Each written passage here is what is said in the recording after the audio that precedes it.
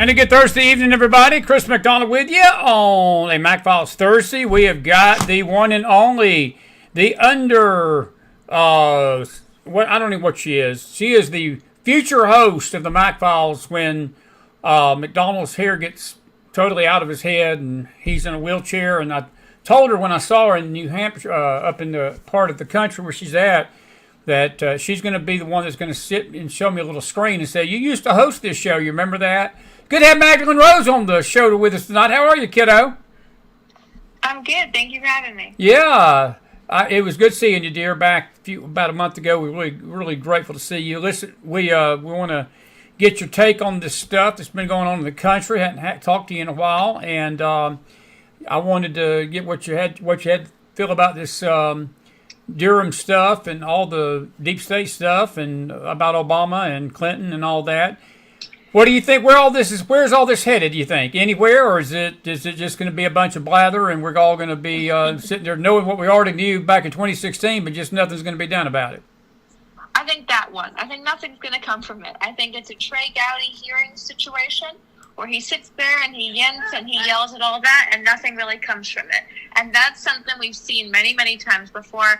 And even more than that, I think it must be frustrating for Trump because the entirety of a political party tried to destroy him.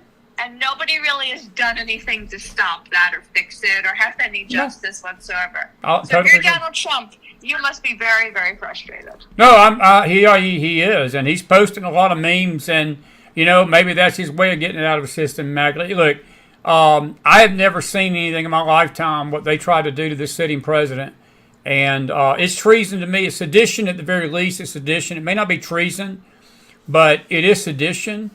And where Obama may walk because he's immune under that recent Supreme Court ruling, these underlings are not. And if I'm Pam Bondi, I'll just roll the dice and indict them and let them go before a jury of their peers and see what happens. Because, see, I don't even care about Congress at this point. I don't care about Congress doing anything. I don't expect them to do anything. This is all Department of Justice stuff at this point. It's the FBI, the Department of Justice. And I think I'll ask you this question. Do you think there's enough material out there to warrant an indictment of any of these people? And let's just start with Comey, McCabe, Clapper, Brennan. I don't necessarily call them low-hanging fruit. They're pretty high up there, but they're not Obama.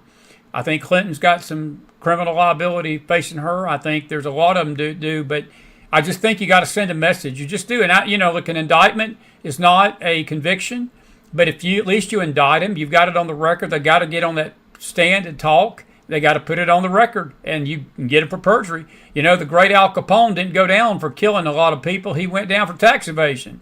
That's what I say is go get him for something else. If you can do it, do what you got to do. Well, I think that's true, and I think the problem is Republicans aren't going to do any of that. They're going to stand there and they're going to say all these things that we know are true. They're going to talk about the setup that Hillary Clinton tried to engineer to take Trump down after she lost in 2016. And the truth is, if you're Donald Trump, you probably feel very much like you were the sacrificial lamb, and it was kind of okay either way, whatever happened to you, in terms of how Republicans felt. Republicans in Congress, not regular voter Republicans. And I think one of the problems here is that, yes, Obama has immunity, but the entirety of the Biden administration, we kind of talked about the Biden corruption and everything in his family as if Obama had no idea or nothing to do with it. And I think that's because we all think very little of Barack Obama. We don't particularly think he's a big leader in the Democrat Party or he had much power. But you're going to tell me this, that a sitting president had no idea what the vice president was doing? That he had no inclination that there was massive corruption? Until we start having those questions and conversations, nothing real is going to come from these investigations. Fair enough. But do you think that Bondi's going to sit on this and Patel, or is that what you're saying, or do you believe it's just people in Congress? No, I think they all will. I think Kash Patel would like not to. Honestly, I think Kash Patel would like to take some action. He's somebody who doesn't want to just sit and see these things and not do anything. I have quite a bit of faith in him and Dan Bongino. Pam Bondi is a problem, though. She doesn't do anything. She doesn't make any big change. She's not willing to have tough conversations. She gets easily frustrated. Pam Bondi was a bad choice for Attorney General. I will say that now. I'm greatly disappointed in her. And I think that we have to look at who's really holding Kash Patel and Dan Bongino, and in some cases Tulsi Gabbard back from radical honesty. Elon used to have this thing on his bio that said the people voted for major reform, and on his Twitter bio, and I always thought that was very true. This time around, the people voted for major reform, and I'm not seeing it from Pam Bondi. What has to happen for that to happen? Does Trump need to let her go? I think so. I think we need an attorney general who is committed to radical transparency, and we're not getting that. And what's interesting? Matt Gaetz has a lot of problems. Not saying he doesn't. But Matt Gaetz also really hates the establishment. So even though he had his own issues, I think in terms of honesty around major subjects, we would have gotten that. We're still fighting to get the Epstein files disclosed when Trump ran on that, when it was clear that was going to be something the American people cared about.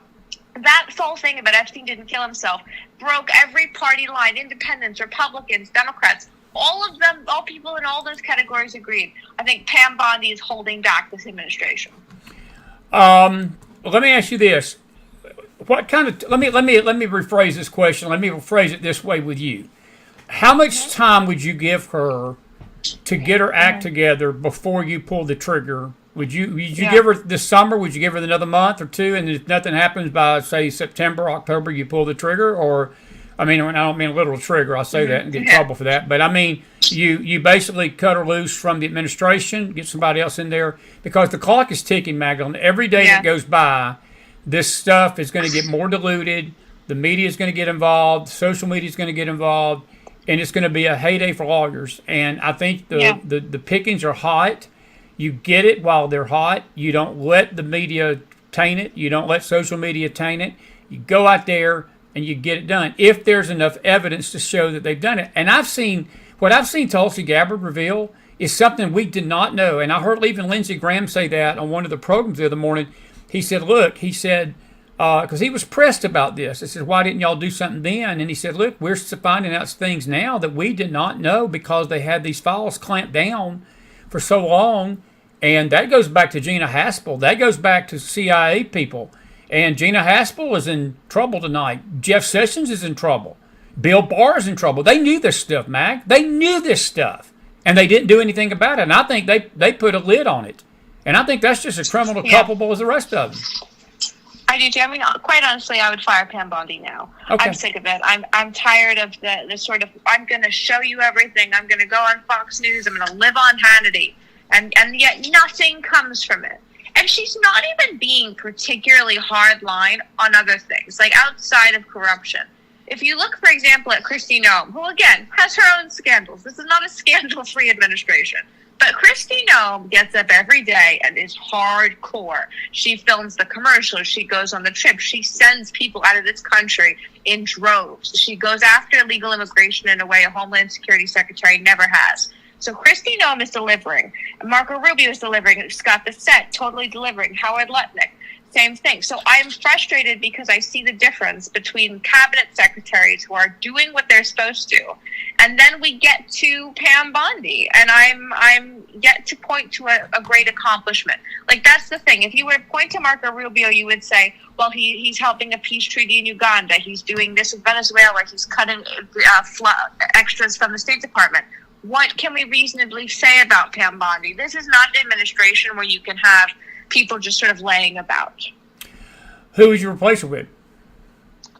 Well, it's tricky at this point because you need someone with radical transparency, and I don't know who in government you can really trust for that. I think the original choice of Matt Gaetz was brilliant because Matt Gaetz was somebody who first of all, comes from money, so he does not need this job, and there is a success in that he's not dependent on the state, on the taxpayer to fund him.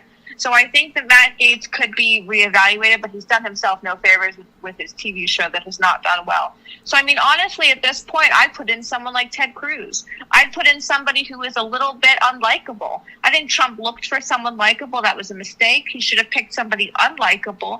Even if you have to put in someone like Ted Cruz and tell him, just release everything that says classified, I think that would be a better choice. You know something? That's actually not a bad idea.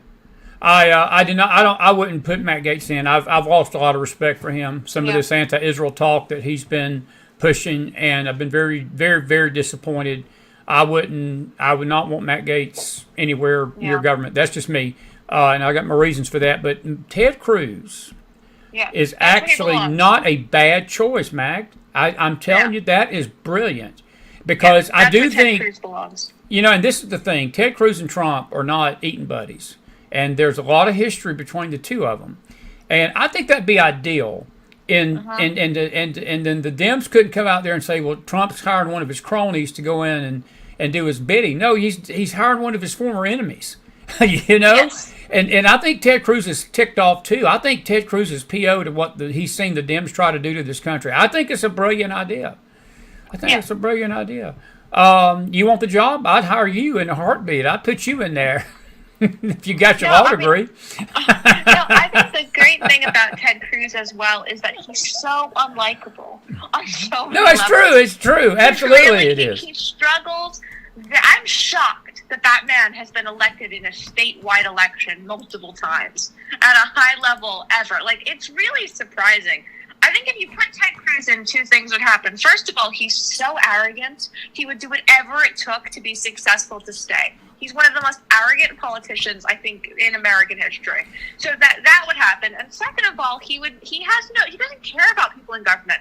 People once said that, that if like Ted Cruz was murdered on the Senate floor, nobody would say anything. I think that's a very clear thing. His best friend is Mike Lee from Utah. He's a quieter guy. If you put Ted Cruz in, he's not going to cover for anybody.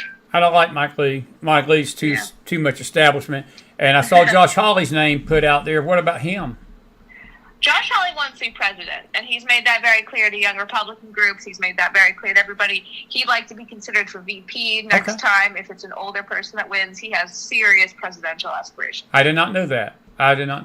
That's why I bring you on and pay you the big bucks to come in and enlighten us about this stuff, kid. I mean, I'm learning stuff tonight.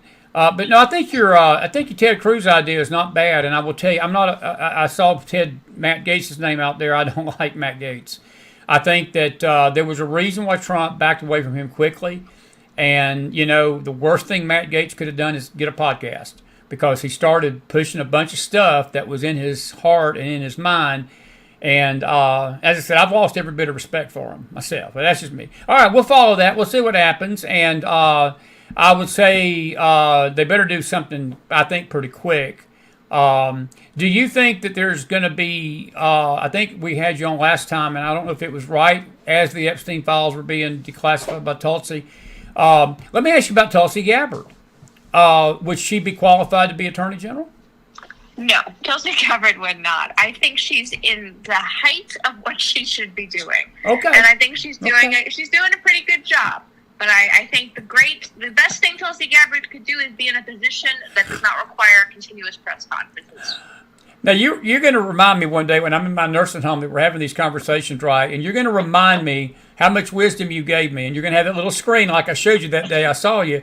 I said, you're going to play my show back. And you say, this is you. This is me talking. You're just blowing my mind tonight. You were just on the schneid, kid. That's good stuff. What's your thoughts about everything else going on in the country? It looks like the terrorists are working, and the media thought the sky was falling, and the economy, Magda, if they could get these interest rates down, I think we could have a bomb go off in a good way. I'm not talking about a bad bomb, man. I'm talking about an explosion of growth in this country, and that's going to be the end of the Democrat Party. That's the end of the Democrat Party if this economy gets that, because nobody is going to want to go back to Biden days. No, well, here's the interesting thing about the economy. It's very much recovering, but the sort of unspoken thing that I'm not sure if a lot of older people are aware of, because they tend to be settled in where they're living, is that the housing market is an absolute nightmare. And it is a nightmare because the interest rates never came down from when they went up significantly 2 years ago. Jerome Powell refuses to lower them. He refuses to adjust for the market post-COVID. And in hot spots where young families are moving, like Salt Lake City, Austin, Texas, Pittsburgh, all those places, they're dealing with a surplus that's causing really, really astronomical rents and all sorts of issues. So if Trump can do something to address the economy for housing for young families, I think he'll win in midterms. But someone has to talk about the housing market a little more in that administration. Well, do you think the lower interest rates would make it boom?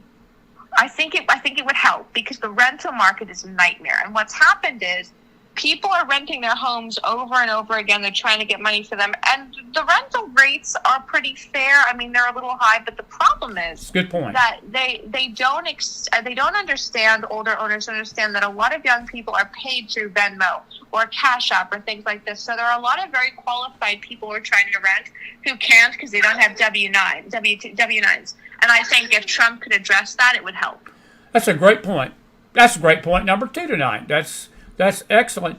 What is your take on the current situation with the border and Holman? Still like what Tom Holman's doing. I think he's doing the best. Mac, what's your opinion of all these of efforts to dox and to hurt these ICE agents. I'm very concerned about the safety, and these ICE agents are being told that they need to take those masks off. Look, if they take those masks off, they're sitting ducks. And look, a lot of this attacks coming from your age. I mean, your age group down. It's the young people that are doing this. Is it just ignorance on their part? Are they being told to do this? Are they being paid to go out and do some of this stuff against these ICE agents? Well, I think they are, but I also think there's a genuine hatred for the ICE agents. And I think that the left lost the right to tell ICE agents to take the masks off when they burned the country down all summer for whatever they were mad about. Thank you. I mean, they burned the country to the ground. I watched it burn on TV. I saw the aerial shots of D.C. in flames. I have family in New York that as people would walk around, they'd see people robbing stores at 3 p.m. because of racial unrest or whatever it was at that time period. So you want ICE agents to take the masks off? Commit to no more rioting for 10 years, and then we can talk about that. Good point number 3. You can go for the trifecta here. Let me ask you about Cincinnati. The situation happened over the weekend and the situation in New York. It was. Do you consider what happened a racially charged hate crime? I do. The media is trying its best to quelch that down. But when you get a gang of blacks that was 5 to 6 in number, and you basically punch a woman in the face and knock her on the backside of her head on a cement thing, and then you have the police chief of Cincinnati out there trying to convince us that it's the social media people that caused this. And then you have a city councilman in Cincinnati, a black lady, that said, hey, they deserve what they got. I call that racial, Mag. I'm just a South Georgia boy. That sounds pretty racial to me. Well, because it is. And it's not that they were hunted. It's not that that kind of thing happens. But there's a hatred for white people in this country that white people on the left created and allowed to happen. And it's maddening. And I think it's a very frustrating thing for people because my generation looks at this and knows that it's been happening, but that older people have sort of been like, we're not really, that's not happening. It's in your minds. It's not a real thing. It is a real thing. There's racial unrest because of it. And the problem is that when there's racial unrest, the left burns down cities and the right just sort of takes it. And that's a frustrating thing. Do you think anything's going to be done to those people that did this atrocious act to those white? I mean, they were charged, but let me give you the messed up justice system of America. One of the defendants got a $4,000 bond. That means he only had to come up with $400, and he's out free tonight. He's walking free tonight.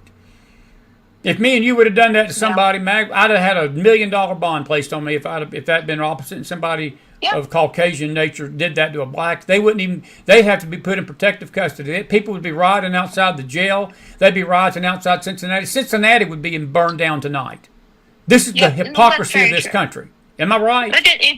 It is. Yeah, but no, it's complete hypocrisy. And I think that we have to be really rational about this, and there are certain parts of the country that in many ways are preferential towards certain racial groups, and that's the case.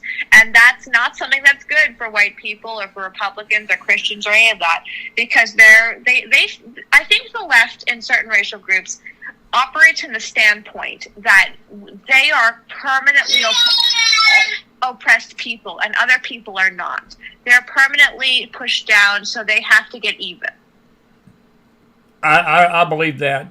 What was your take on Jerome Powell? He kept interest rates same today. Trump ain't too happy about that. When's he going to fire Jerome Powell? Or should he? Well, I don't know if he should fire Jerome Powell. I think that whoever Democrats would approve of, I think the situation to get somebody else in would be difficult. I think what Trump has to do is he has to explain to the American people how much better the economic situation is, and that the linchpin towards full correction is the lowering of interest rates.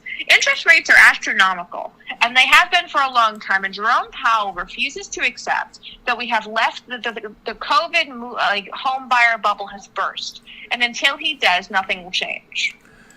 Do you keep him then, or what you're saying, you would keep him there till next semester? I would keep him. Okay. Yeah, I would keep him, and I would pressure him even more publicly. But I certainly wouldn't protect his reputation at all. Yeah, I don't think Trump's worried about that. Trump ain't going to protect nobody's reputation. Anyway, a couple of other stories I want to ask you about. Somebody was out there saying Ron DeSantis for Attorney General. I'll get back to DeSantis in a minute. I do want to ask you about the situation in Virginia. This Congressman Volger sustained third-degree burns on 63% of his body, and the suspect admits he was trying to kill him. It sounds like it was a personal beef. Are you convinced it was personal and not political? I think it could be personal. It's a very personal attack. I think it could definitely be a personal thing. But I think it's interesting that it's always sort of like political violence now. We used to imagine it was personal or terrorism. Now we just assume it's racially motivated. Okay. That's intriguing. By the way, the one and only Kamala Harris today, a couple more things. I know you don't have long with us tonight, so I'm going to hit you hard. Kamala Harris has decided not to run for governor of California. I can hear the collective screams from California tonight. People are dancing in the street, but I don't know if that's good or bad, and I don't know if she was sending a signal tonight. I'll get your opinion about this. Look, she's got to see the tea leaves, Max. She got hammered in this last election, hammered in all people groups. There was not one people group that she won. There may be a few in the white liberal ranks. She may have paced Trump a little bit. But Kamala Harris is not a popular candidate in her party, the state of California, or the nation. Is this announcement her end of her political career, or do you think she's lurking for 2028? I shouldn't lurking for 2028, but I think it's interesting that if you speak to Democratic operatives, if you speak to volunteers, none of them will back her. None of them are on her side. They feel that she had no idea what she was doing, that it was a terribly run campaign, and she's releasing a book detailing how she ran the shortest presidential campaign in history. I mean, think about that. The woman is trying to sell us a novel of her failure while being given billions of dollars and less time to mess up. And I just don't know if she understands the level of disappointment people hold for her. Whenever I see a Democrat upset that Trump won this time, I just don't buy it. Like, I buy that they don't like Trump. I just don't buy that they're genuinely upset about Kamala. People were in deep mourning over Hillary losing. Again, I think that's ridiculous, but it was real. She was something to people. Kamala Harris has never been anything to people. That's a good point. No, that's an excellent point. And she was out there dumping word salad to people. Even Joe Biden's memoirs. I mean, Joe Biden didn't even get $10 million for his, and she's probably going to get less than $1 million for hers. These people, I swear. But this is the state of the Democrat Party. All right, I got to ask you. You're a young person, and this is going to play right into your wheelhouse. What is your take on this brouhaha over, what's the girl's name? The American Eagle chick. Sydney Sweeney. Sydney Sweeney. All right, now we adults are looking at this and we're laughing about it, okay? I'm laughing about the whole thing. But from a young person's standpoint, is there really any true offense that the chick is putting jeans on and people think she's, pretty and whatever, and because it's just a joke to me. It's just a complete joke how the left is melting down over this crap. But I am curious from the young people's standpoint. What do y'all feel about it? Well, the jeans are sold out, and people are wearing them all over TikTok. So I think that it's going well. That's true. And it's interesting because Sydney Sweeney was actually in The Handmaid's Tale, which is like the show people reference as the Bible of what's going to happen to us if Republicans are in office. She's executed in The Handmaid's Tale for like crimes of immoralness. So like this is somebody who's actually been in the show that you all point to as a reference for our future under Trump. And I think that the anger for leftists is that we've sort of beaten young women down from utilizing their beauty or even being appreciated by men. Sydney Sweeney doesn't care. She will book an ad campaign. She will sell soap. She'll do whatever it takes. She's spoken about how she does not come from money. She has to cash in now. She wants to be financially set. She talks about the true finances and living in Hollywood. And she's a very smart person. She went to college. I think that the frustration for leftists is if Sydney Sweeney gets away with this, they're never going to own another campaign again. And already Dunkin' Donuts has done sort of a spoof version of it with a lead actor from the show The Summer I Turned Pretty, which is one of the top shows for young women and really young women in this country. And he's talking about how he has great genes too. Arby's is announcing a campaign with a very hot girl in a t-shirt and everything. Things that 2 years years ago never would have happened. I think woke is angry that they're losing their foothold on corporate America. Well, while you're talking, I just thought about this. It's a direct contrast between the trend that tried to push Bud Light, and they went bankrupt almost over it. You've got Sydney Sweeney pushing these jeans. They're selling out. And I just think that these companies it's about the money. They don't care. They shouldn't care. But the left meltdown over it is hilarious because I think you nailed it. I don't think people care one way or the other. Look, there's nothing wrong. And let me ask you this question. Did you find anything offensive in that commercial? I didn't see anything offensive in it myself. No, they knew what they were doing. It's funny. She's very attractive. It's well done.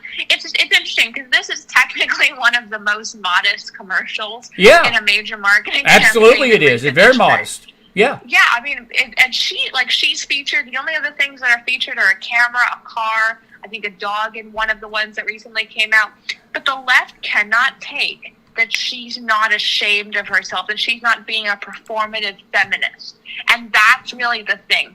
Recent young Hollywood stars who are women have to sort of perform their feminism for acceptance. She doesn't care. And that's a very threatening thing for the left. Well, I'm just going to go ahead and say it. The Bud Light stuff was far more offensive to me that you put a freaking transgender woman on a Bud ad to be woke, to include people and offend about 90% of the country. So if you want to talk about offensive, let's talk about offensive. But I'm grateful to hear you say that because I was just curious how the young people viewed it. And I think you're right. They're buying the jeans. And what can you say? I mean, it's capitalism, right? Yes. So whoever's at American Eagle tonight is probably laughing their heads off at all this brouhaha. I had a friend tell me one time, he said, bad press is good press. He said, even if you get bad press, because the more bad press you get, all these people that are giving you bad press are sending people to your show. They're sending people to you. So let them keep trashing you all they want to. And, I think the same thing goes with American Eagle. I think they're sitting back laughing at all this. They're like, please keep doing what you're doing, left. Please keep doing what you're doing. Please keep doing what you're doing. Yeah. Because they're selling jeans by the second, ain't they? That's very true. I mean, she has caused an 11% spike in raw purchasing. That is insanely difficult to do. She's not just causing a massive market spike. There's an 11% increase across the board in actual in-store purchases across the country, and that's separate from online, which means people are going into malls just to buy those jeans. In this economy, to cause that with a pretty limited marketing campaign that did not cost a lot to do aside from paying her, and that's the other part of this. This was not an expensive campaign. This did not require massive sets. There weren't 50 people for the shoot. Didn't have to pay multiple fees. They went all in with one person and a couple pairs of jeans. And then they paid for placements. And they didn't even need to pay for as many placements as necessary because of word of mouth and people resharing it. For them, they're going to be in cash flow positive for a very long time because of this. I believe that. Final question. Hadn't talked to you since all the blowhard event of Stephen Colbert. He's gone, and there seems to be a cleaning up. Magdalene, I think what's happening, this is my opinion, I think there is a pushback in this country now that Trump's in office. I think the right is getting some spine. They're getting some courage. They're tired of having this stuff shoved down our throat, this left, Trump hate, America hate, evil's good, good's evil stuff at night. Colbert's ratings sucked. He sucked. He was not funny. He was a political hack. He was there pushing an agenda. People got tired of it. He was losing $40 million a year. It was time to go. And that's what CBS did. And, look, if I'm going to just put it like this. If I had a staff, okay, let's just say I had a group of people that worked for me, okay, and they went out and they didn't like something I did, and they went out to another network. If I own CBS, I'm using this as a CBS thing. If I own CBS and one of my shows, one of my people go out and they trash the one that's writing in the check, okay, and CBS was writing his check, you know something? I'm sorry. You need to go find you another job. And I think that's what played into this more than anything Trump did and pressured them to do. And I think they were just sick of it. And I think they saw the winds. They saw the whirlwinds coming. because CBS is going to reap more if this stuff keeps on. Gayle King's next. I've got a gut feeling that Gayle King's next. But what's your thoughts on that? Well, she could be next, but I think that the sort of big thing for Stephen Colbert that he doesn't want to acknowledge is that amongst his fellow woke late night hosts, he just wasn't the best. I mean, he's just not the best. And that's okay, but his show is boring. He's not as good as Jimmy Kimmel. He's just not. And he's certainly not as good as Greg Gutfeld in the general slot of late night TV. Gutfeld's best. I think Colbert has to accept that he just wasn't very interesting. He wasn't show stopping, and it felt very much like people just fawning over each other on his show. I mean, Jimmy Kimmel can make people laugh. There is something to say for that. I think Colbert became the loser of the woke TV bros, and that's very hard for him. It's pretty hard to get fired by CBS. I'm just saying. I mean, the bar is very low at CBS. So if you get fired from CBS, your career's over, Steve. I don't even think people will watch this podcast. You know, and that's another thing I want to ask you before I leave. Haven't you found it hilarious, which I have, that all these fired TV personalities like Joy Reid, Chuck Todd, who's the other one? Jim Acosta, they've gone out and they've tried to start their podcast and they can't get 50 people to watch them at night. We got more people on the McFiles than they do. Yeah. I mean, for goodness sake, we're just a redneck podcast, and we got more people watching than some of these people. And it's funny that the people that have maintained an audience after they've left are conservative, sound-minded people that love the country and are speaking truth and trying to maintain a sound approach to what's going on in our nation and not going left or right, staying right in the middle. Those people are thriving. Megyn Kelly, I'm thinking of them. Trish Reagan from used to be with Fox. She's doing good. And I've listened to their stuff, and they're not far right, they're not far left, but they're in the middle, and they speak common sense, Mag. And I think these people would take a little lesson from that. What's your thoughts about that? We'll wrap it up. Well, I think that's very true, and I think one of the problems for leftists is that they don't really have that big of an audience. Like, I think people think the leftist audience is so massive because there's so much of it in media. But in general, there's not that many leftists in the country to speak to. There's it's pretty limited. It's a couple million, and everyone's fighting for the same pair of ears. Conservatives can talk to libertarians, independents, conservatives, Christians. Like, there's a lot of options. The left hate listens to us, so they can be upset.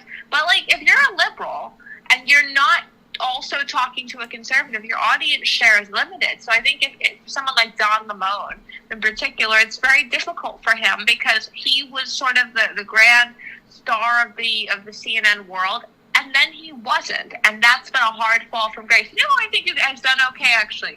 Chris Cuomo has done okay. He got that show on the local news area. I see his clips. He trends pretty well. He has become a better TV presenter post being fired than any of them. You know why he's doing better? Because he's come to the center. He got a video out there today, and he admitted that he's been wrong about Trump. He's been wrong about a lot of things. He was honest. He was like, look, I didn't get this right. And Mac, what I've seen about things is people admire humility. They admire you admitting you get it wrong sometimes. We do it all the time here. We get things wrong. We'll tell people we missed that. We have no problem with it. People respect that. What they don't respect is arrogance and these people that think they know it all. And I think that, let me just say it like this. I think people are getting tired, and I'm saying even the Christian end of this. People are sick of networks attacking other networks, attacking people, politicians, preachers, other people. You can only feed people negativity so much until they start vomiting. You've got to offer them something other than everybody else is bad and we're good. And I think that's another thing. That's what Colbert did all the time. Trump's bad, Trump's bad, Trump's bad, Trump's bad. And Kimmel and Fallon were doing it, and Fallon sort of backed away, and Fallon probably saved his job because he told people, he said, I've realized that I have, hurt my brand by just being so anti-Trump all the time. And I think people want a balanced discussion about things and a balanced look at all things. But I just think the country is sick of this. That's and you call it what you want, hit piece journalism or Rag Magazine, National Enquirer stuff. People are just sick of it. They don't like it, and they're tired of it. They want something to edify them. And I'll let you wrap us up on that. Go ahead. Well, I think that's true, and I heard a discussion about this earlier, was that sort of the Christian media world has become very oversaturated, and I think there's an equaling out where the better voices are going to rise, and the voices that have more humility are going to rise. And that's going to be uncomfortable for a lot of people, but I think it's very truthful. Because if you're in the business of sharing information, the information, first of all, has to be accurate. But also, your commentary with it has to be digestible for people. It doesn't mean you have to sugarcoat things, but you have to understand not everybody knows everything that you're going to reference, and that has to be something you take into consideration. And for people in conservative media, post-Trump, I think it's going to be very interesting, because there are a lot of people who are simply going to vanish and fall away, because all they do is comment on Trump, and it's much better than it was in the first administration. It's much better with the grifting. But post-Trump, are you a conservative commentator, or are you just a person who talks about the Trump administration and Trump family? That's fine, but that's not conservative commentary. And you're not going to be Bill O'Reilly. You're not going to be in that category of people who can handle topics and multiple administrations, because that is a talent. Being able to discuss multiple administrations and multiple time periods is a talent. It's not for everybody, and I think we'll see a big change post-Trump. So well said, because I was about to say the right can be just as bad, because we don't want to be fed pro-Trump every night either. We need a balanced discussion, because Trump's not perfect, and I think it's a fair thing to discuss the administration in a fair and balanced manner. And if we don't agree with something, it's okay to not agree with President Trump and still love him. It's okay to agree with something he's doing, but then don't call him the Antichrist in the same breath. It's okay that I can say, I don't agree with that, but I've got President Trump's back, and I'm going to support President Trump no matter what. And we've just reached this point that you got to go either or, and it's not either or. We should be in the middle, and we should be able to express our opinions to people. And even if we have disagreements, we just hug necks and shake hands at the end and say, you're entitled to your opinion, and I'm entitled to mine, and let's just move on. We're Americans, and let's enjoy our country and support each other. Correct? Well, it's very true, and I think that after Trump, we'll see if Republicans are capable of that, but also if Democrats are willing to not go completely insane with power hungriness in a post-Trump world. Because if they continue to be as crazed as they are, the young generation of right-wing men is going to make Trump look like a blue dog Democrat. That is so well said. Yeah, I was about to say, this Democrat Party, they're pretty insane now. There's some woke stuff out there still. And you would thought they would have learned their lesson, don't you? I mean, after 2024, the party's in oblivion tonight. One quick question. I keep saying one final question. I keep thinking of stuff. What's your thoughts on Mandami in New York? Does he have a prayer to win this thing? Oh, no, he'll win. He'll win. And I'm very angry at the Democrat and Republican political machines here, because I don't understand who's in charge of Democrats if Andrew Cuomo is allowed to run for political office. The fact that happened, I mean, it's shocking, and it shows a complete lack of order within the Democrat Party. Separately from that, what is the Trump administration doing that's not stopping Curtis Sewa from being a Republican candidate? I mean, give him an ambassadorship. Give him whatever you need to. Get him off the ticket. Just do whatever you need to. I really don't even care. Give him a position in the Justice Department, something. And then coalesce behind Eric Adams and keep that man out of the mayor's position. But they're not doing that, and I think it's a dangerous thing. Well, they're going to split the vote, and he's going to walk in with a split vote. Yep. I see it happening. Yep. I do. I really do, buddy. Well, hon, this has been a great interview tonight, like you always do. I'm so proud of you. I've always been proud of you, and this was really good tonight. I want to thank you for your insight, and I will see you again soon, and we'll talk again. Big hug to all you and the family tonight. It was great seeing you. The 4th weekend, and listen, may the Lord bless you. Thank you for your insight, and I'll talk to you soon, Mac. Thank you so much for having me. Have a good night. Bye-bye now. You too. Bye. Magdalene Rose, everybody, put some fire in that house for her, and that is one smart kid, isn't it? I tell you what, she, I just love talking to her. I could sit here and talk to her. We did have we saw her, we were riding north. I was talking to her, and I said, I don't know, what the Lord's got in mind, for me. And I said, in the event that the Lord takes me home, I said, I'm sort of leaning to you. I said, my kids don't really, they don't really get into all that Dad's doing. And it's okay. We don't hold that against my youngins. My youngins just ain't politically inclined, and they don't get into the podcast stuff too much. And I said, Magda, I said, you're my goddaughter, and I said, I'm sort of leaning to you being the next voice of the McFiles. You got the M, just call it the MAG files. And then I told her, I said, in the event I wind up in a nursing home and you come visit me, I said, just bring me a little computer, one of those little iPads, and have some of these older shows on it where me and you were talking, and remind me that I used to be doing this. And she busted out laughing. I think she almost spit out her coat when I told her that. That is a sweet kid, though. I'm so proud of her. Her perspectives are hers, and I think that she is an absolute, genuine jewel. Jewel. And that's why we have her on. It was that interview flowed so good tonight, and she is so smart, and I appreciate her. I really do, and I hope you do too. And she is absolutely great, and thank her for being with us tonight. All righty. Good to see everybody over on Facebook tonight. Good to see everybody in YouTube as well tonight. And let's see here. Let me see what I'm gonna put a poll up tonight, and I'll just make this simple on you. We're gonna ask you sort of what we ask Mag. Let's see here. Let me just word it this way. Should Pam Bondi be fired over the Russia hoax delay? We'll see what we got. I did do a poll today. I got to tell you, it's an interesting poll. We took a survey in our McFiles channel and network page, not the news page, but the McFiles, and we had 68 people voting. We asked the question, did the Palestinians deserve a state?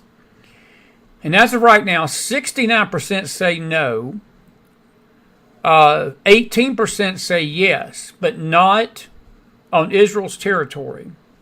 And then 13% of that 68 people, which is roughly probably 10 people out of 70 or so, maybe 9 to 10 people, they believe that the Palestinians do deserve a state. So we'll leave that be. I do not believe they do. That is my take. And 60-40 are giving Pam the heads up, saying no, she should not be fired. Okay, that's fair. I mean, that's why I put the poll up, and we may have an interesting number out there tonight. Anyway, it is good stuff, John. Wasn't she good? She was absolutely good. And got some video I want to share with you tonight on this Thursday night. This is a very interesting video, and let me see here if I can get this. We were working on our music today, so I've got to reset the computer here. This is, let's see here. Speaking of Chris Cuomo, I mentioned his video today. This is what he did. This is what he said. And I respect Chris Cuomo for saying this. I don't agree with what he says, but I'm very respectful of what he did today. Roll tape. Stuck in traffic. I'm remembering right now. Wow. I'm wrong a lot. We don't like to say it. We don't like to admit it. We really don't like to correct it. But that is how you grow and you get to a better place. And it is such a precious commodity right now. I've been wrong. I've been wrong about political issues. I've been wrong about people. I've been wrong about myself. I've been wrong about my responsibilities. I've been wrong about my opinions, my tastes, my choices. I've been wrong. And that's okay. Hopefully you learn.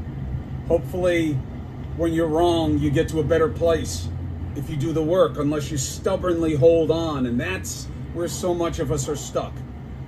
It's not just being wrong, it's refusing to learn what's right. I've been wrong. Have you been wrong? If you say no, you're wrong.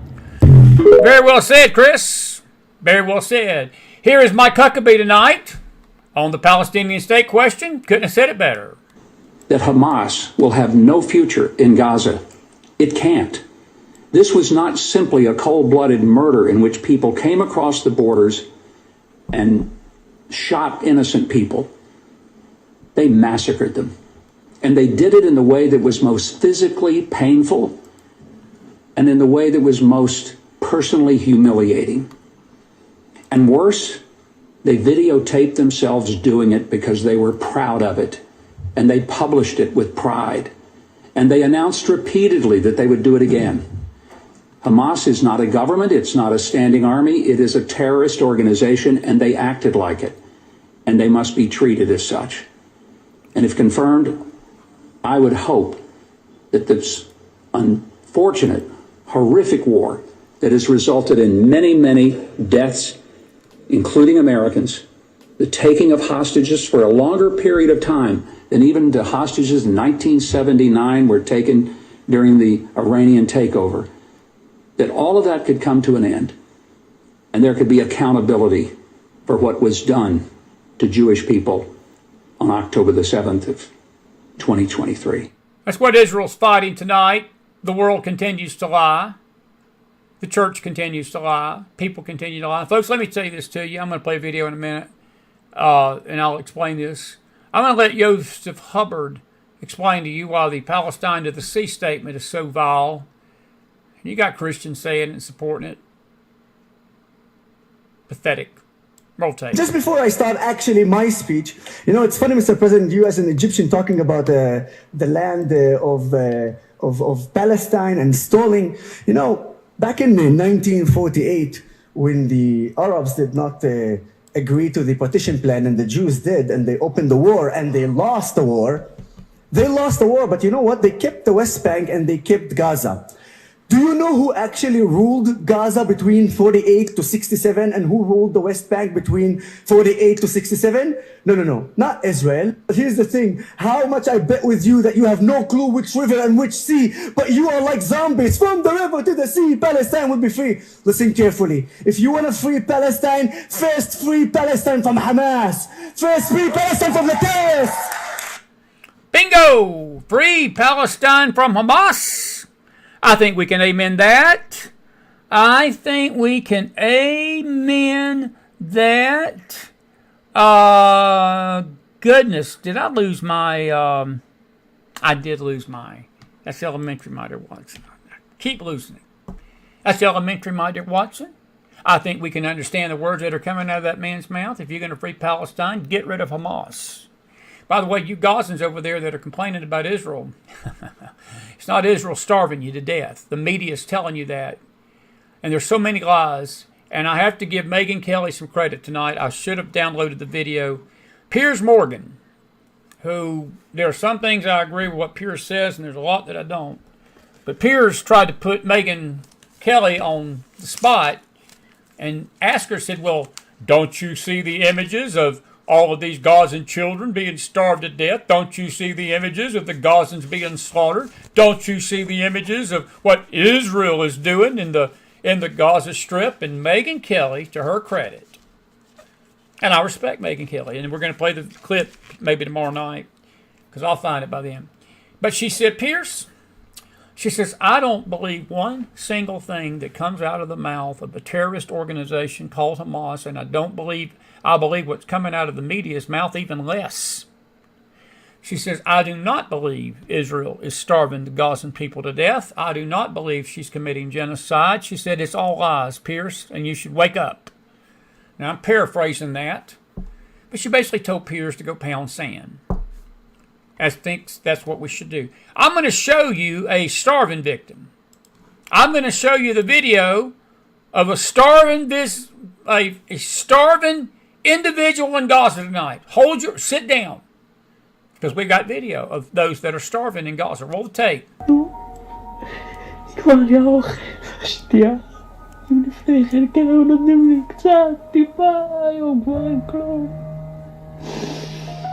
מהבוקר עד הלילה אני סובל בסבל שלא נראה טוב, כף רגל על הראש, יש לי כאבים בידיים וברגליים, משתחרר ואני לא מצליח לעמוד ללכת לשירותים, אני לא מצליח. אני לא מצליח לישון. אני לא מצליח לחיות. אני חייב שתוציאו אותי מפה. Now, for you anti-Semites, come close.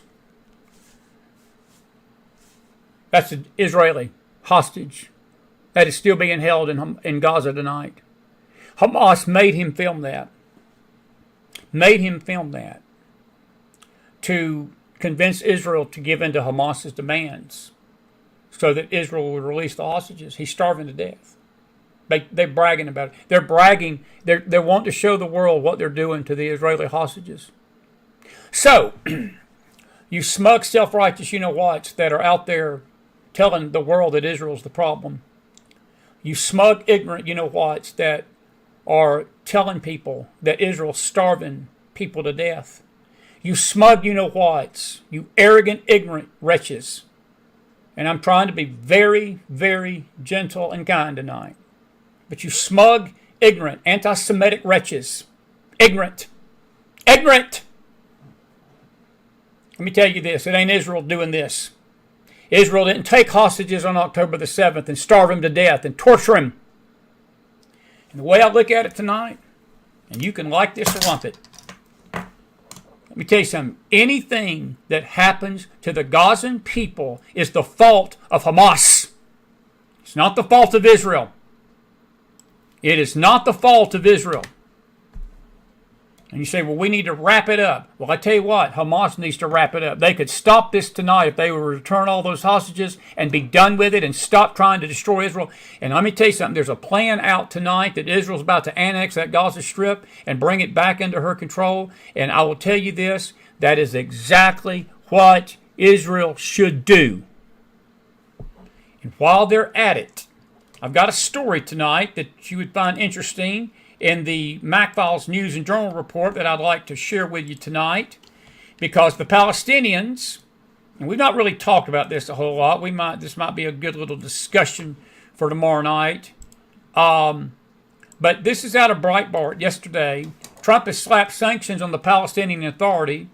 He's blocking officials from traveling to the UN for a Palestinian state. Muhammad Abbas has been on a little tour of Europe. That's why Macron and both Stammer went out there in the days prior to this broadcast tonight, screaming for reparations for Israel and screaming for a Palestinian state. And Macron is promising that they are going to vote for a Palestinian state. That photo is from a time earlier.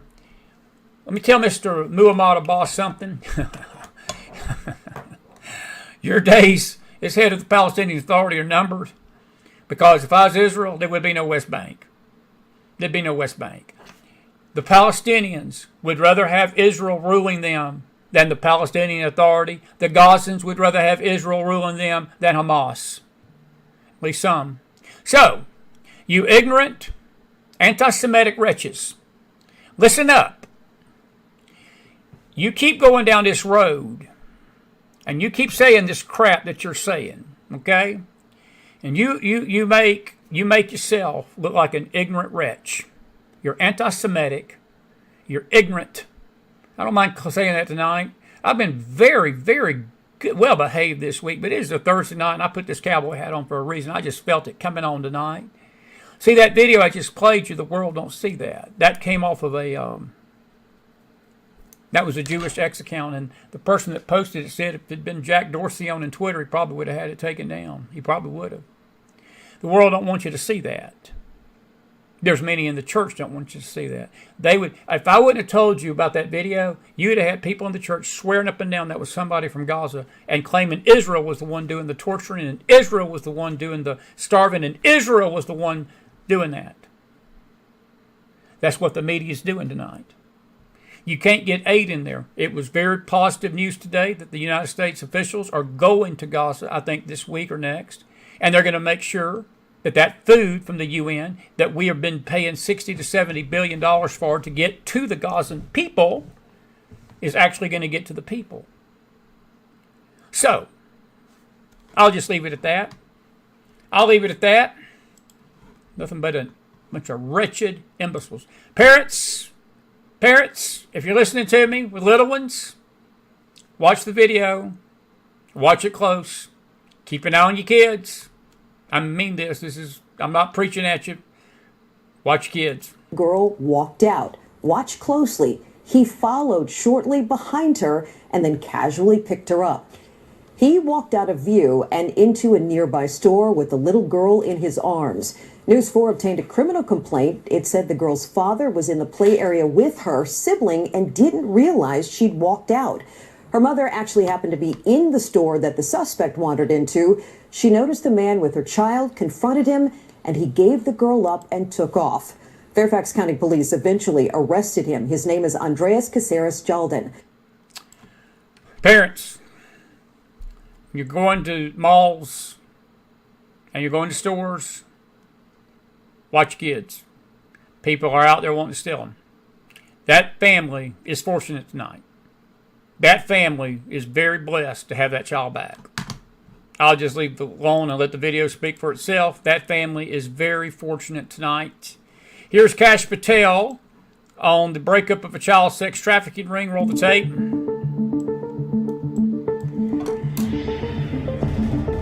Hi everyone, I'm Kash Patel, Director of the FBI. I'm excited to announce the results of a global operation to take down 4 of the biggest child sexual abuse sites on the dark web and bring the criminals who operated them to justice. As a result of Operation Grayskull, the FBI arrested 19 subjects here in the United States and, working with our international partners, helped coordinate additional arrests in 7 more countries. Shockingly, many of these perpetrators had no prior criminal records. They were people we knew and trusted, neighbors, colleagues, even family members. They were active in our communities and around our children. This is why we must stay vigilant. Investigations like this are thorough and resource intensive. They often take years due to the complexity. Takes years due to the complexity. Go ahead. Keep going, Pash. Specialized teams like the FBI's Child Exploitation Operational Unit work tirelessly to find those who harm our children and put them behind bars. Through global partnerships and dedicated resources, the FBI works to ensure that all children have the chance to grow up safe and free from exploitation. Rest assured, we will keep hunting these criminals, no matter where they are. Thank you for keeping our children safe.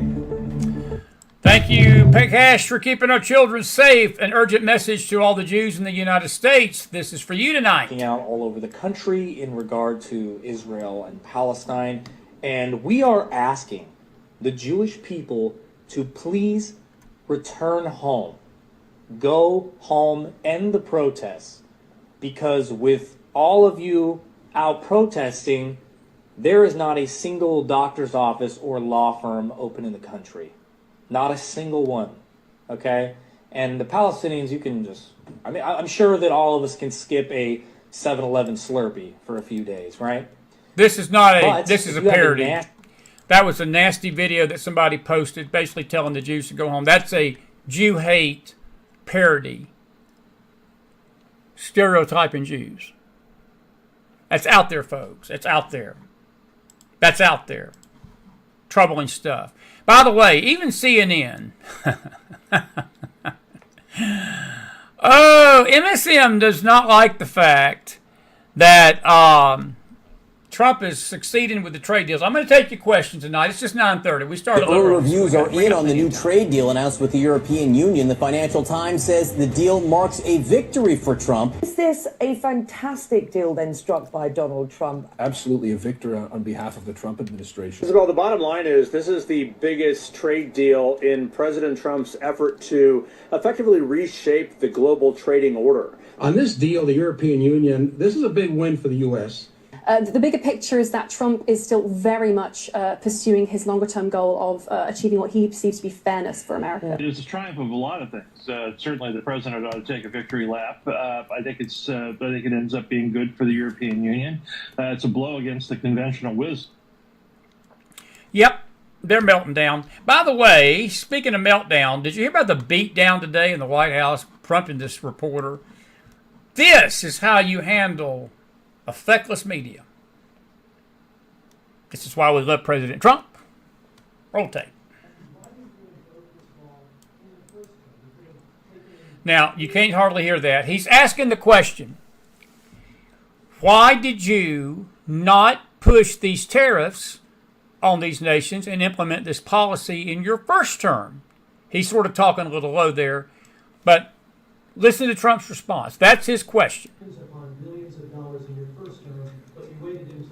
Yeah, because in my first term, I was fighting lunatics like you who were trying to do things incorrectly and inappropriately to a president that was duly elected. And we did do certain tariffs in the first term. If you look at China, we took in hundreds of billions of dollars from China. But when COVID came, the last thing I was going to do is tell France and Italy and Spain and a couple of other countries that we're going to hit you with tariffs. We had to fight the COVID situation. That's how you handle a woke media. By the way, you see that guy with the bald head? For you wrestling fans, that's Triple H. That's Vince McMahon's son-in-law. That's Linda McMahon's son-in-law, if he's still married to Stephanie. I think he is. Their daughter. But I saw him today. I said, that man looks like somebody familiar. And I kept looking and I said, that's Triple H. That's Triple H. You wrestling fans that understand. There's Robert Kennedy Jr., J.D. Vance, Lucknick.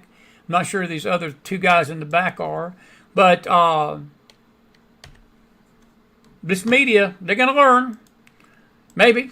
Maybe not. Here is Mandani. If you don't think he's anti-Semitic, folks, don't buy into this fact. He don't hate Israel. He hates Israel. He don't believe there should be a state. For so many people, Israel is not a place. It is not a country. It's an idea. He's just saying Israel's not a country. It's an idea. I got to say this. He sounds like a bunch of Christians telling people that this Israel is not the Israel of the Bible. That sounds like some prophets or some of these radio hosts. That sounds like some of these anti-Semites out there. That this is not the Israel. Israel in the Bible is not the same Israel. You're sounding like Zohar Mandani. It's just an idea. And you see that in so many politicians' answers to the questions around Israel is their answers were written 20, 30 years ago. They speak to a reality that does not exist. Right. They pledge fealty to the idea of a two-state solution, irrespective of the fact that a second state for Palestinians is physically impossible because it's not even a contiguous piece of land in this moment between where Palestinians live. So that all tells us that there's this disconnect. And what these resolutions, thankfully, they are, as you said, not binding. But they also, to me, speak of a fear amongst political class across this country of a discourse that is rising that seeks to question this convention. Yeah. This conventional wisdom that Israel has a right to exist. By the way, Matt Gaetz believes this. So do your research on Matt all you want to, but you're going to find, if you just go listen to his show, you ain't got to do much research, just go listen to his podcast. He's always trashing Israel. He's been trashing Israel for weeks now. Insinuating that Israel's controlling our foreign policy, insinuating Israel's behind the Gaza stuff. I mean, it's just pathetic. It's no different than the communist, Marxist, socialist up in New York City running for office tonight.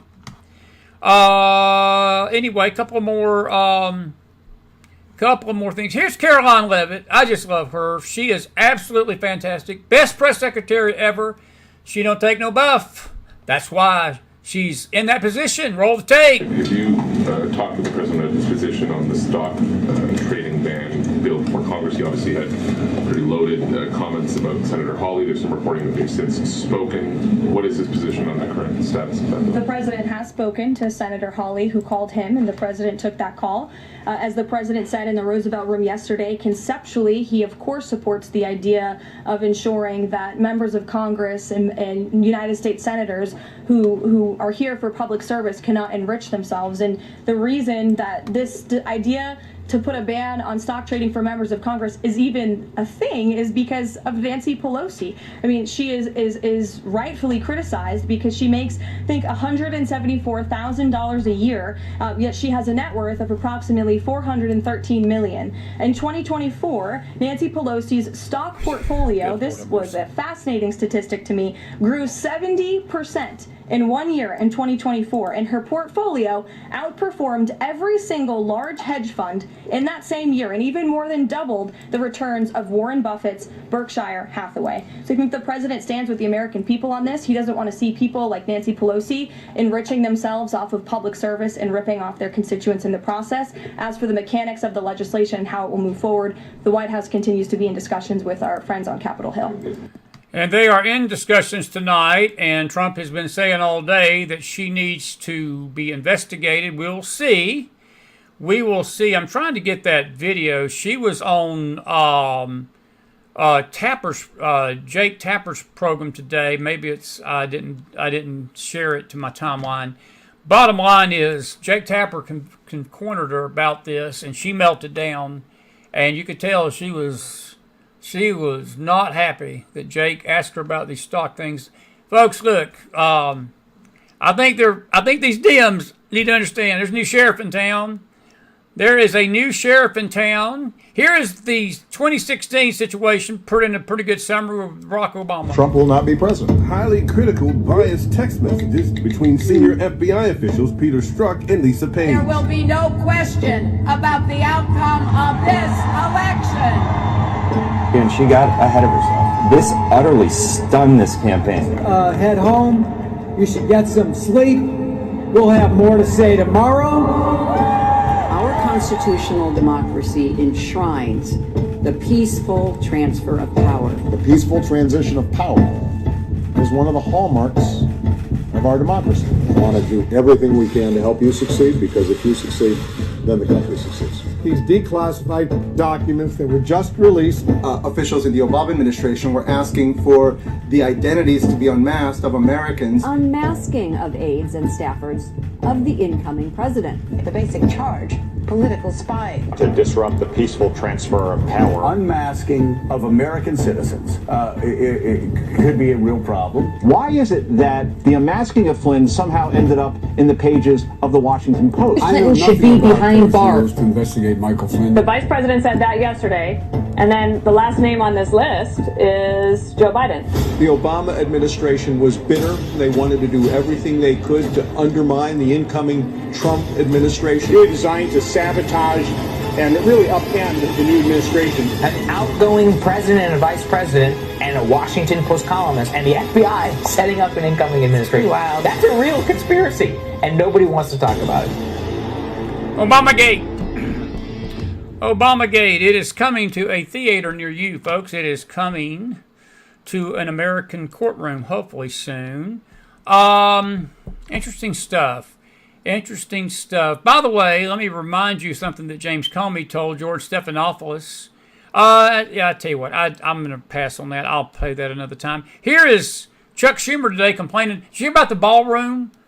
Trump's going to put in a great, big, beautiful ballroom in the White House.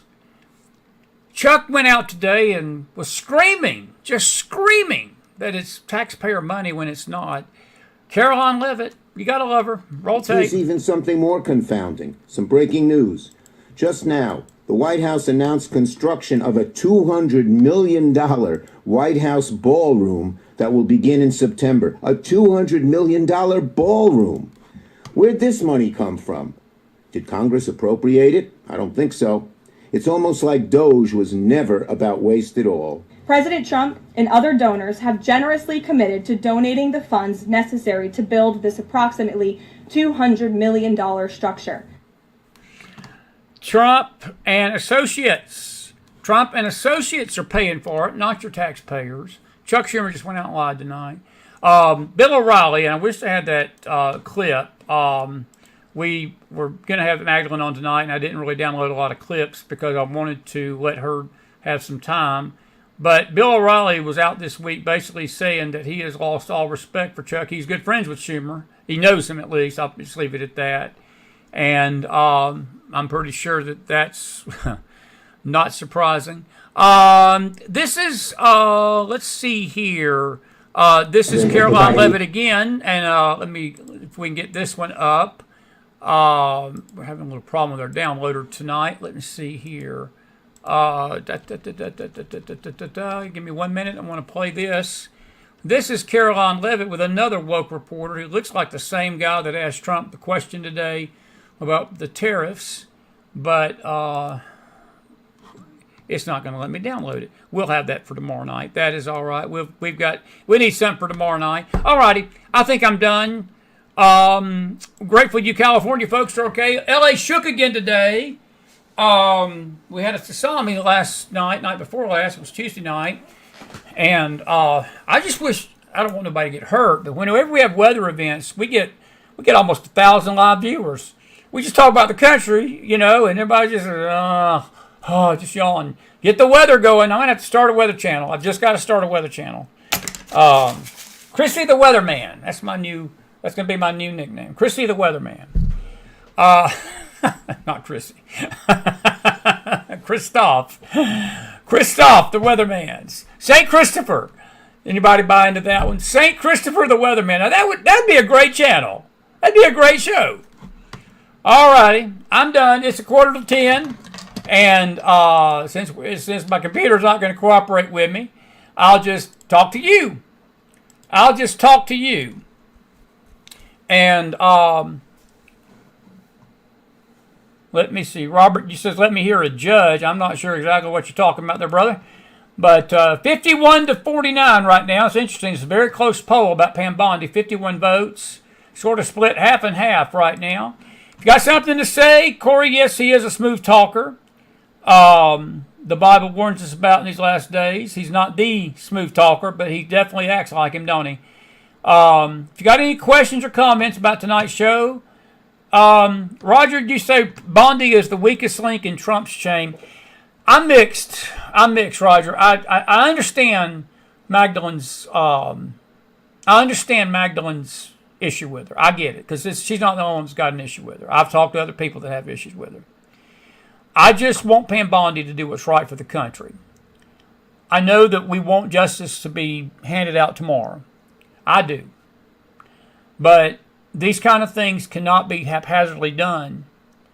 And if you haphazardly put them together, unfortunately, justice takes time. These cases take months and sometimes, sadly, years to build. My gut, and this is just my opinion, and you all are welcome to yours, and I ain't going to take issue with anybody that disagrees with this. It's fine. It's okay, because I know there's a lot of split. The poll is split tonight, right down the middle, 51-49. Say, no, we shouldn't fire Pam Bondi. I believe overall, she's done a decent job. Not a great job. She's been okay. She sure is, better than what we had in Merrick Garland. She's better than Jeff Sessions. She sure is better than Bill Barr. I think that Magdalene's point is well taken, though. I think that she is being pressured to clamp down on some of this stuff. I don't know where the pressure's coming from. I would hate to think it's the White House. I don't think it is. But there are forces in D.C. Lane Willard made a good point a while ago. I don't think we understand how deep that swamp is up there. I know... and Roger, to your point, on the other end of that spectrum, the one person in Trump's cabinet that has shocked me the most and been the most pleasant surprise, Marco Rubio.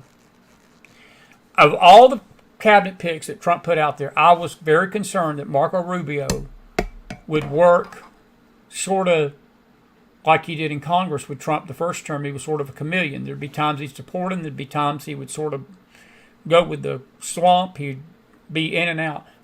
Marco Rubio is all in. I've been very proud of him. And I tell you what, if he got on that ticket in 28, I'd be more than happy to vote for him. Tulsi Gabbard has surprised me. I think Tulsi Gabbard's done a great job. The one that is under the radar that nobody talks about is Robert F. Kennedy Jr. He has taken the biggest flack, and he has taken the biggest blowback from his family and the Democrats. He's been called every name in the book, and people have cursed him. They have said vulgar, profane things about him. He's doing the right thing for the country. I believe Pam Bondi is doing the best job she can right now at the pace she's doing it. I know it's not our pace. I know it's not y'all's pace, your pace out there. But if we don't be patient, let her do her job, we're going to wind up not having anybody arrested. We're going to wind up not having anybody charged in this, because they're going to throw something against the wall, and these people are going to get high-powered, high-priced lawyers, and they're going to walk right back out that door 5 minutes when they walk in. Now, if you want that, when y'all want that, then, fire Pam Bondi and let somebody come in there and just let's run like a bull in a china shop. I like the Ted Cruz idea. If Pam is ultimately replaced, Ted Cruz would not make a bad attorney general. I'm not saying I'm fully on board with that, but I think the theory behind it is brilliant. Just like Magdalene Rose is brilliant. She's a brilliant kid. I never thought about that. So Roger, I'm not going to say she's the weakest link. I would just say that she's the most under fire. She's the most under fire. I don't think she's done that bad a job. She's not done a perfect job. I think she botched the Epstein stuff badly. She just kept her mouth shut. The one thing that Magdalene said that I totally 1,000,000% agree with, she should stay off Fox News. I think she runs her mouth too much. She gets out there and promises things that she can't deliver. She gets out there and gets people's hopes up. That's what drove me crazy with this first Trump administration. We were told all these things, A, B, C, D, E, F, G, H, I, J, was going to happen, and none of it happened. And I think it's been a little bit more tempered this go around. Another great pick was Pete Hegseth. He's done an outstanding, magnificent job. And I'm going to tell you, folks, they're not the sexy cabinet members, the financial guys, Scott Besnett and Howard Lutnick, and the other guy, I can't think of his name. He's got glasses, and I'm trying to think of his name. There's two of them. This economic recovery that we're beginning to see, it's slow, but the economic turn that we're seeing upward, Trump has got some of the most brilliant economic minds working behind the scenes with him. He should be applauded for that. I know they're not going to get the press because they're not out there opening Epstein files and putting bad people in jail and, everything's sexy on X if you're arresting somebody. But this economic team he's got has been one of the best we've ever had running the country.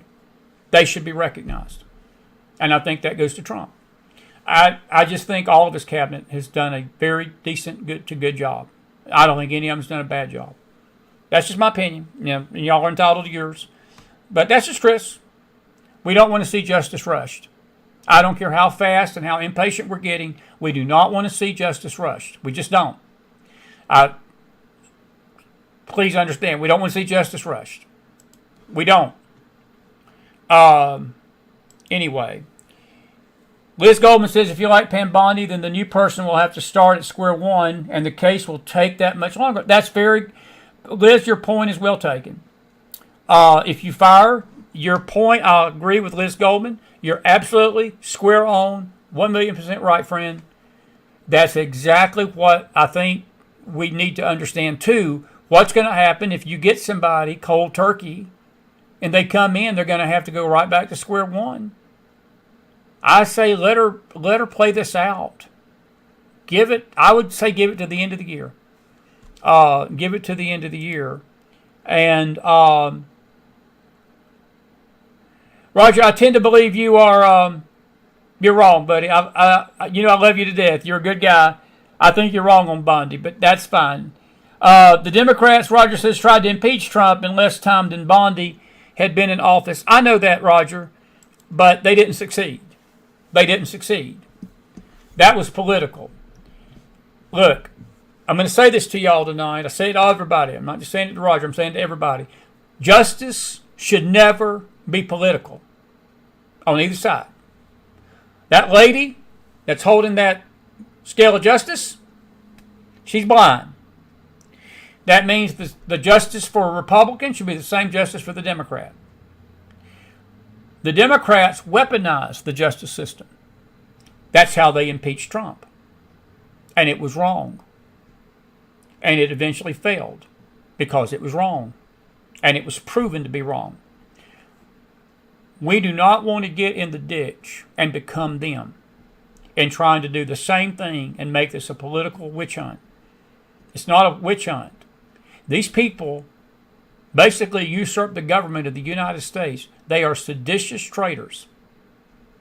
But preparing a case in that magnitude, and again, Roger, you got a former president involved. You got a former Secretary of State. You got a former presidential candidate and Secretary of State together, Hillary Clinton, involved. You got James Comey, the former head of the FBI. You got James Brennan, the former head of the CIA. James Clapper, former head of the NSA. You got all these underlings. Loretta Lynch, former Attorney General. You're not talking about some small town sheriff or small town lawyers that took bribes and politicians. These are former heads of the United States government. This is not, it's not junior varsity stuff.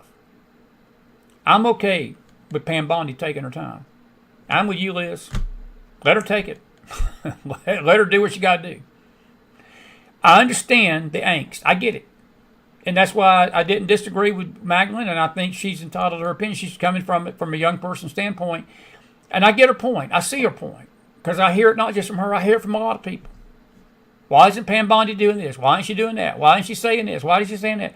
Folks, let me just say it like this. None of us want Pam Bondi's job.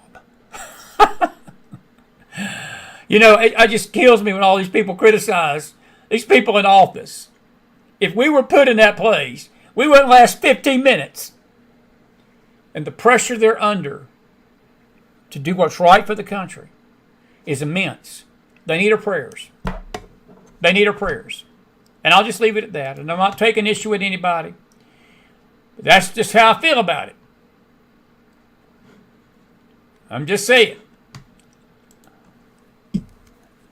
Anyway.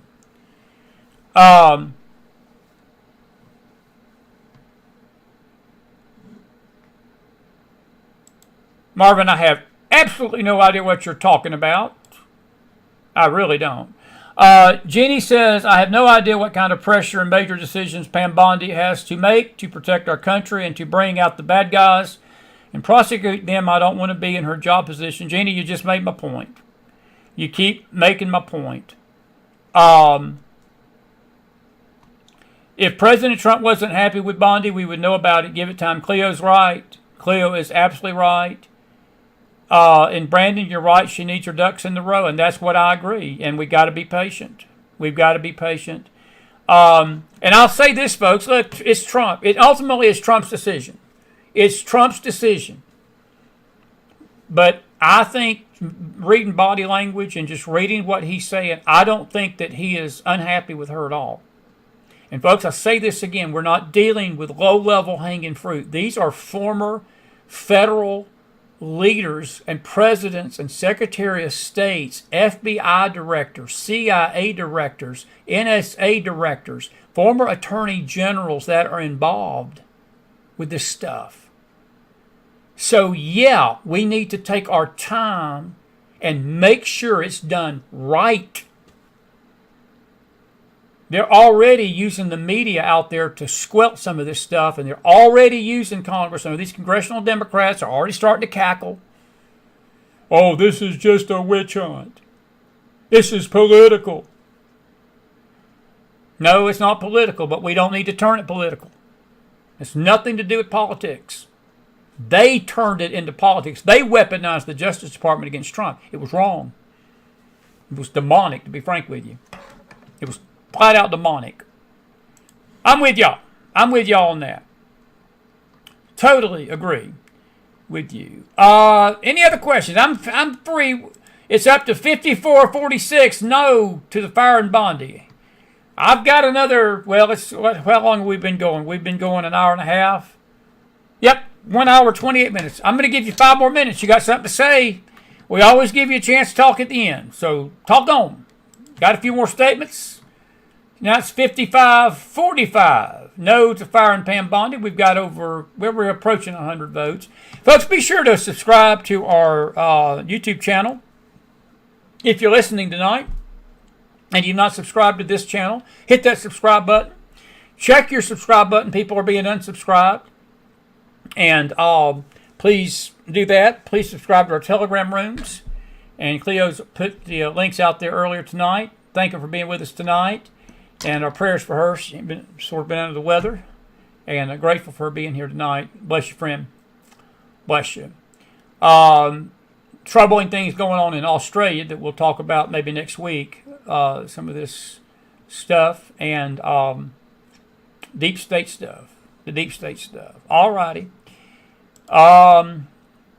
Anybody else? Anything? Anything? All minds clear. Looks like we got.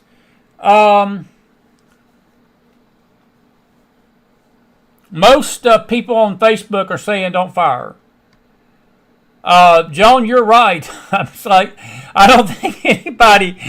I think Joan Mertz is right. She says I don't think anybody wants any position in D.C. right now. I wouldn't. Folks, look, you got to tip your hat. You just got to tip your hat to Trump and this administration. They're doing the best job they can. They're cleaning up a 4-year pile of you know what that was 10 miles high. And it's 6 months in, folks. We're not even 6 months into the presidency. We're 6 months in a week. This month, we're 6 months in a week since Trump took office. And, you know, I don't know what we all expected. I mean, I've been pleasantly surprised. And, you know, the criticisms that I'm hearing about Trump are so superficial. They are so superficial. They are not even worth the attention span of a 2-year-old. They're just not. Nobody can argue with results. Nobody. That's the left's problem tonight. They cannot find. This is why Chuck Schumer will go out and pitch a fit about a presidential ballroom costing $200 million and claiming it's taxpayer money when he's lying through his teeth. He's got nothing else to complain about. They've got to find something to complain about and something to lie about. But Chuck Schumer went out there like that was fact tonight. So, look, I continue to scream this. Do you want the alternative? All this criticizing and all this bickering and backbiting and murmuring and complaining. I'm going to use a biblical example, folks. If you don't think that is the absolute one disposition, if you want to get God's attention in a negative way, murmur and backbite and complain. We should be thanking God tonight that we got a president that is trying his best to do right by this nation. And if you can do any better, I would strongly suggest that you go out, get your campaign started. Instead of complaining about the government, run for office. And when you get elected, you see if you can do anything better, anything differently than Donald Trump. If you feel like you can do something better, go run for office and show us. Stop complaining. Stop complaining. Stop bickering. Stop murmuring. There's no worse disposition. And I'm talking to both Christian and non-Christian alike, but I am especially talking to Christians tonight. That is the absolute worst testimony that we can have to people out there in that world. That all we do is complain and bicker and gripe. Folks, I'm just grateful I'm alive tonight. I'm grateful for my family. Grateful for my kids. Grateful for my grands. Grateful for my beautiful wife. Grateful for her heart. I'm grateful for you all. I'm grateful that I've got the ability and the time to do this show, and I've got the voice, and I've got the audience we've got, and God sustained us through 7.5 years. I'm grateful tonight. I'm grateful I'm free. I'm grateful that we have a platform that we can encourage people. I'm grateful that we got a country that is you know, as of right now, freedom is being exhibited to the church. The church is free to preach and teach what it needs to teach. If it would teach the gospel, it's free to do it if it would do it. It's not like we've got any guns to our heads telling us if you either shut the Bible down or we're going to blow your head off like they're having happened in Nigeria. By the way, there was a church attack tonight in the Congo. ISIS went out and basically macheted 43 Christians in cold blood, burned the church down. There are other nations tonight that would exchange places with any of us, folks, in a heartbeat. So if you think this country is not being run right and you think all these things are bad and you just want to bellyache and you got nothing better to do than to bellyache and to murmur and to do something else that rhymes with ditch, and that's all you want to do, my suggestion to you tonight is simple. Go try to do it yourself and see if you can do anything better. The truth of the matter is you can't. And the truth of the matter is, instead of us griping, ditching, complaining, murmuring, bickering, accusing, being paranoid about everything, and beating our tom-toms, maybe we should pray. and pray for our president and be thankful for the country we live in. I know Cleo's out there tonight, and I talk with her, and she's a dear friend, cherished friend. She tells me so much about Australia. And there's other people that we are in contact with through this network that live in other nations. Folks, we're blessed. We're blessed to be here. We're blessed in this nation, America, tonight. I would strongly urge you on this Thursday night to please start acting like it. Israel lost its place with God because it kept complaining to the point God said, I tell you what, I'll give you over to your murmuring and complaining, and I'll let you go into foreign oppression because you don't like my freedom I'm giving you. I'll let you be oppressed by other nations and see how you like it then. Now, that's Chris's opinion. And you can bellyache about that opinion if you'd like. That's all right. People do all the time. But I think that's some sound Thursday night McFile advice for all of us. We need to get up every day, and we need to be grateful that we're living in this country. I sure am. And President Trump may not get everything right. His cabinet may not get everything right. I'm not expecting him to. I'm just grateful as Donald John Trump in that White House and not Kamala Harris tonight.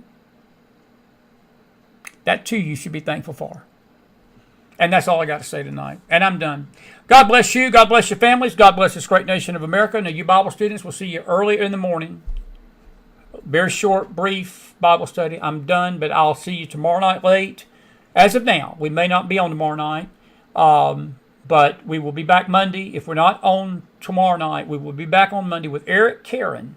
Eric Karen is going to be our guest Monday night. He is going to bring the fire. We were going to have Jennifer Harrison tonight. Jennifer is, of course, used to live in New York City. She's going to come on next week. Her father had something happen today, and she had to deal with that. So we got some great guests coming next week and in the weeks to come.